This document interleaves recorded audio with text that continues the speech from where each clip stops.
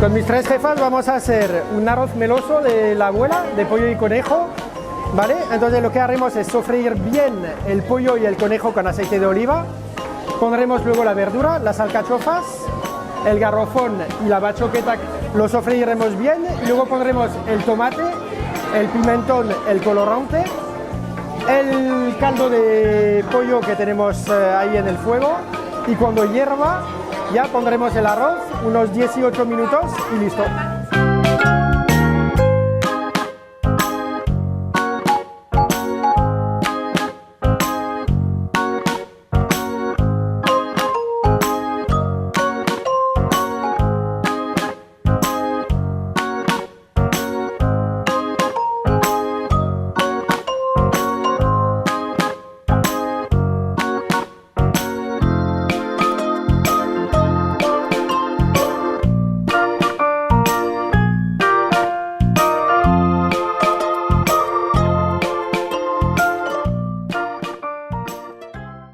Bienvenidos al nuevo Worten.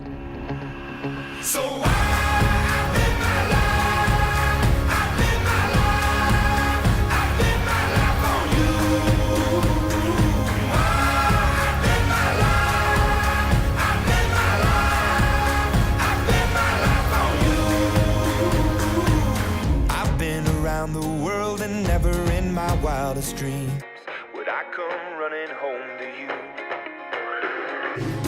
I've told a million lies, but now I tell a single truth. There's you in everything I do. Now remember when I told you that's the last you'll see of me. Remember when I broke you down to tears.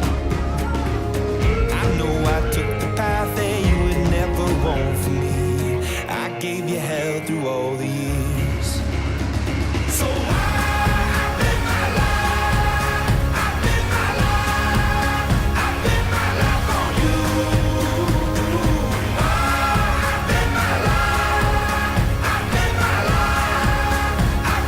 Worten, tecnología para todos.